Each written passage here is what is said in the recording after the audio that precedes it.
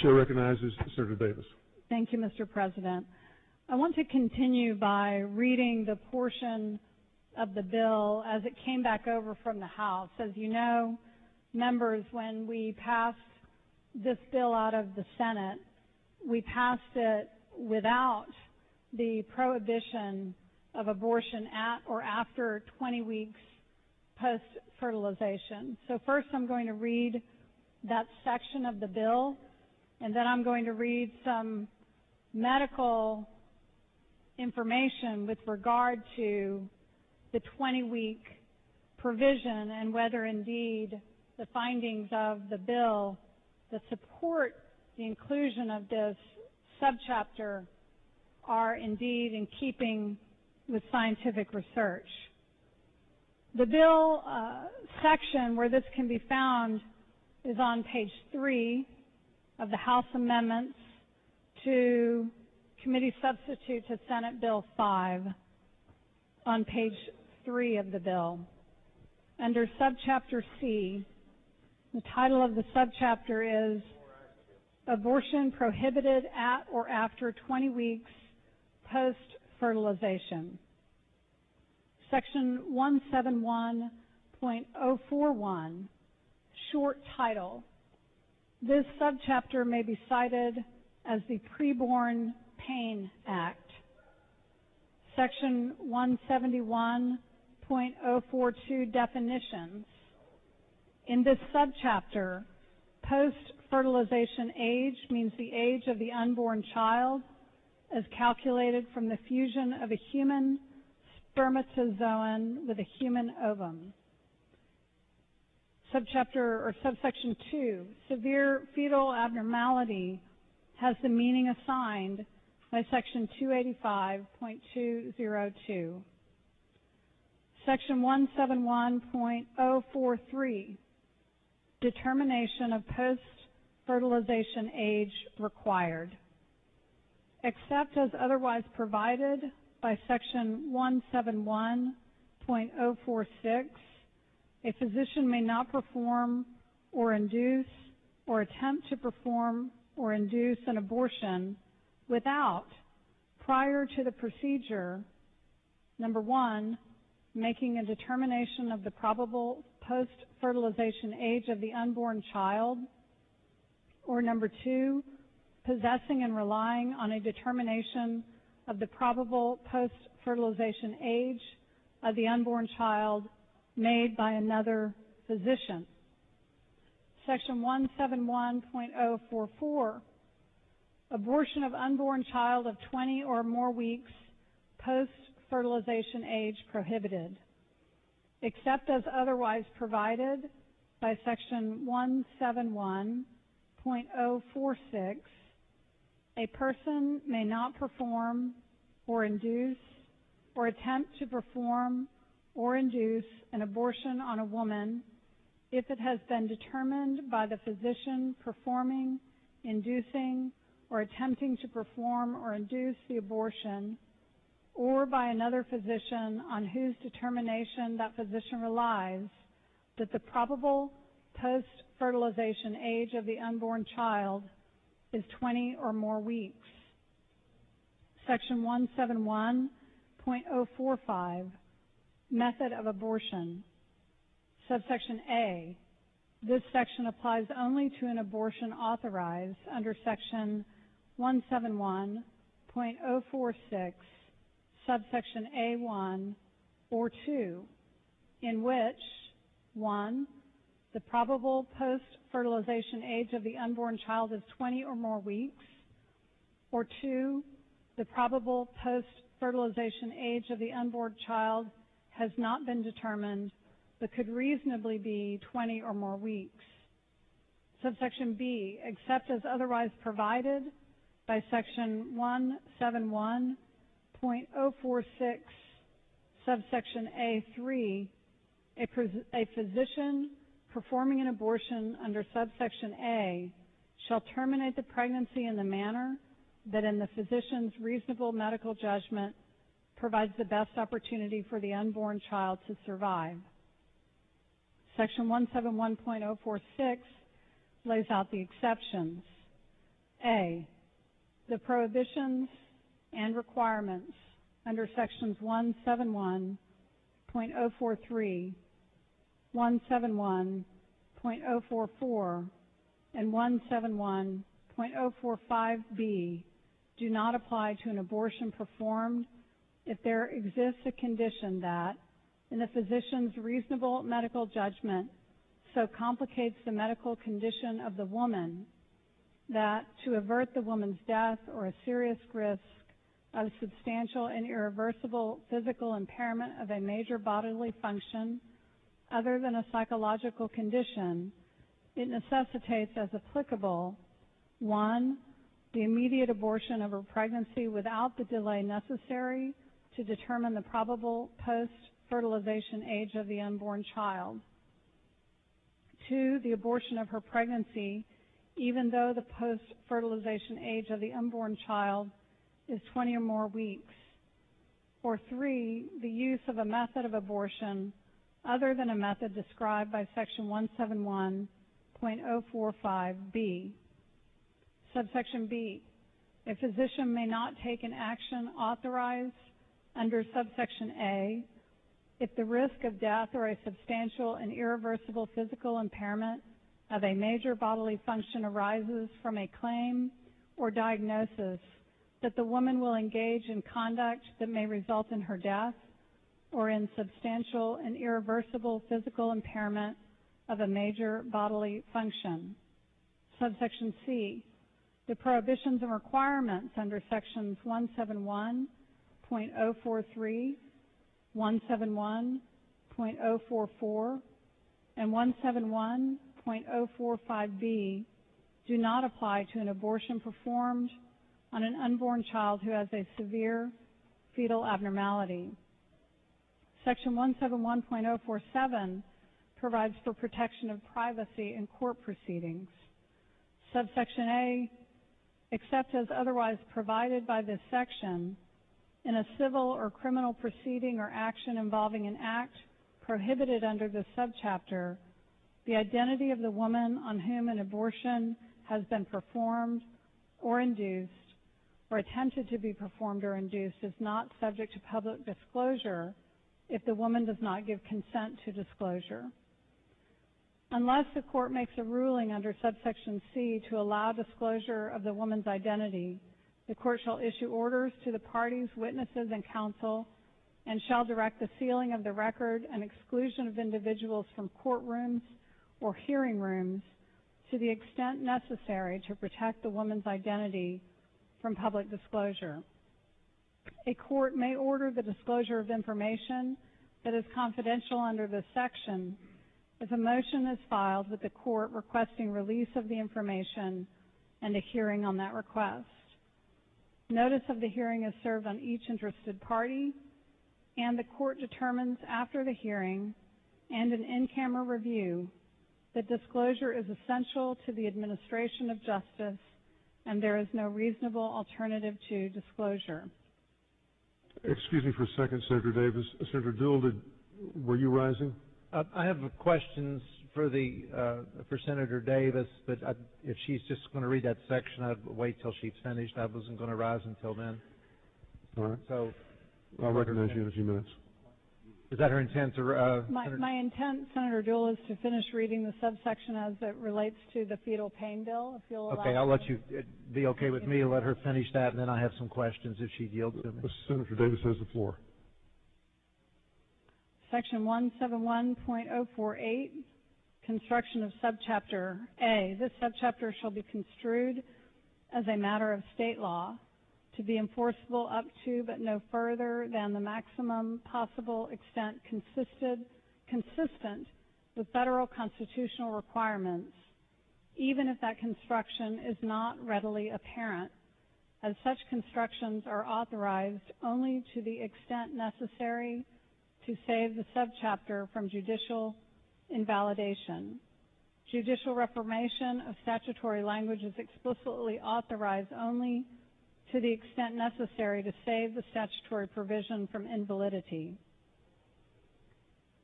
Subsection B, if any court determines that a provision of the subchapter is unconstitutionally vague the court shall interpret the provision as a matter of state law to avoid the vagueness problem and shall enforce the provision to the maximum possible extent.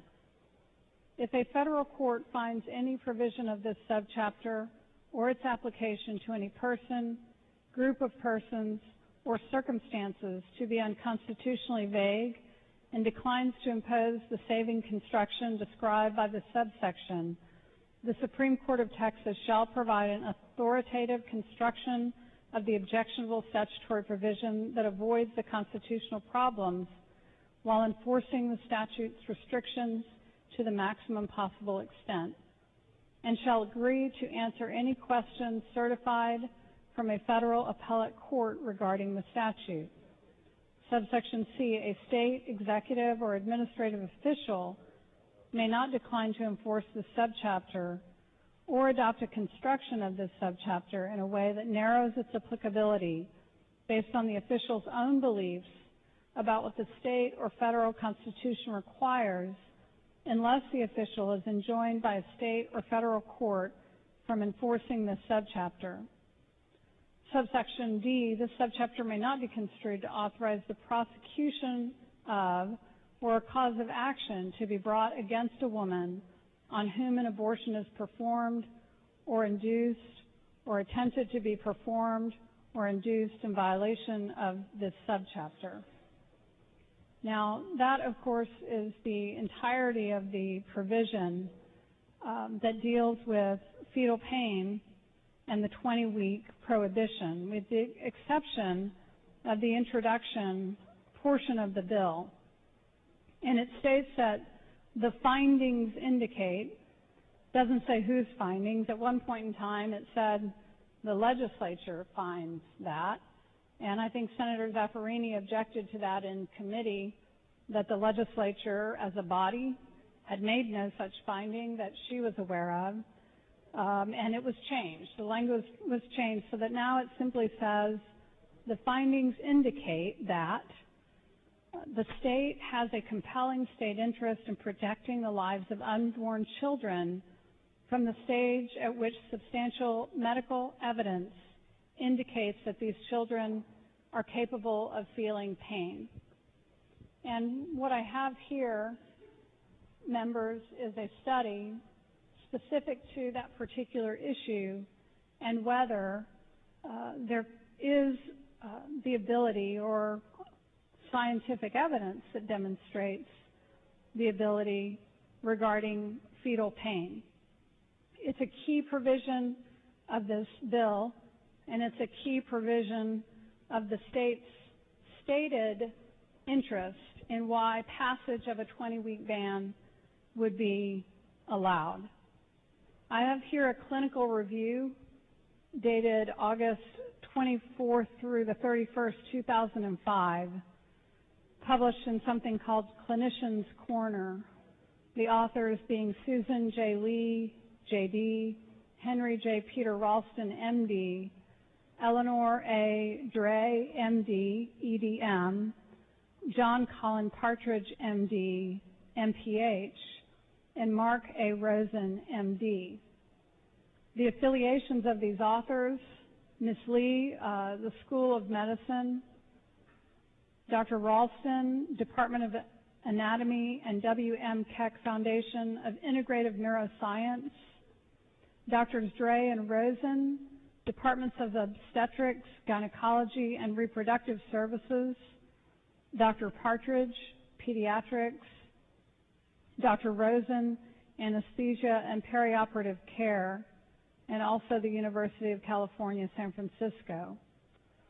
The context in the abstract is that proposed federal legislation would require physicians to inform women seeking abortions at 20 or more weeks after fertilization that the fetus feels pain, and to offer anesthesia administered directly to the fetus.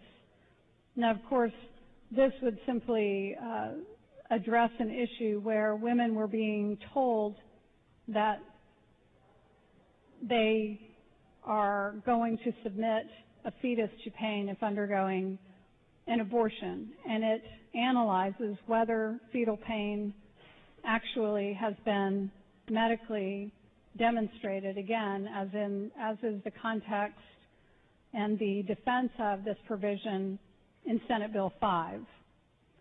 For evidence acquisition, there was a systematic search conducted by the authors of PubMed for English language articles focusing on human studies related to fetal pain, anesthesia, and analgesia.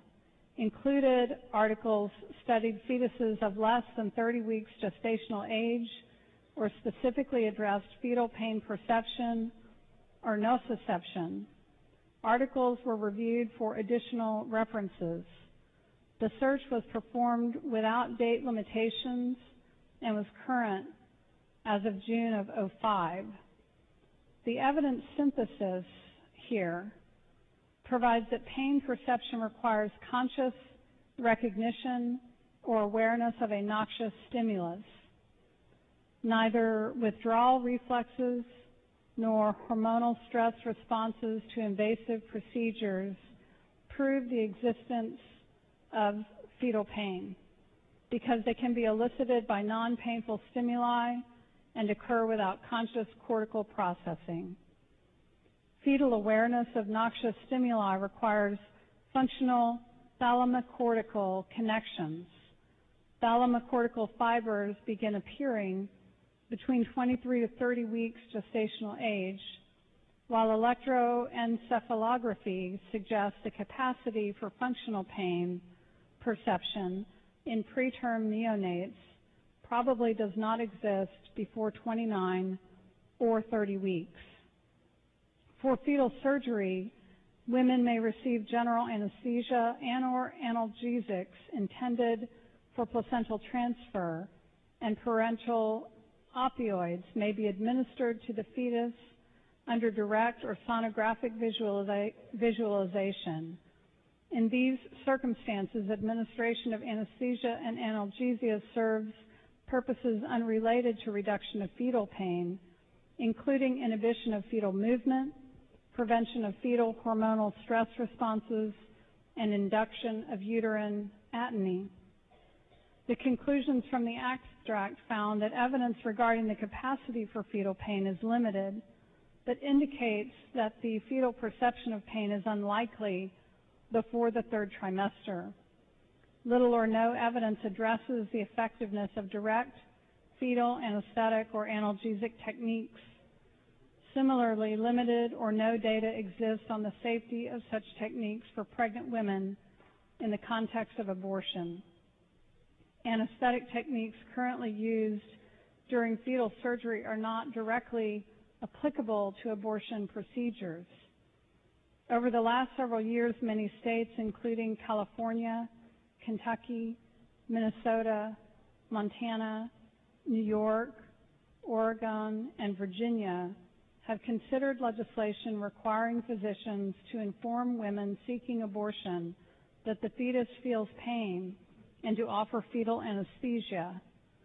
This year, Arkansas and Georgia enacted such statutes, and of course now, under this bill, the state of Texas would not only be enacting a statute that would require anesthesia. In fact, it wouldn't require that at all. It would absolutely prohibit abortion at 20 weeks, using as the basis for that new state regulation the existence of fetal pain and, of course, in the bill's language, scientific evidence that demonstrates that. According to these authors, currently Congress is considering legislation requiring physicians to inform women seeking abortions 20 or more weeks after fertilization, i.e. 22 weeks gestational age, that the fetus has physical structures necessary to experience pain as evidenced by drawing away from surgical instruments. The physician must also offer anesthesia or analgesia administered directly to the fetus.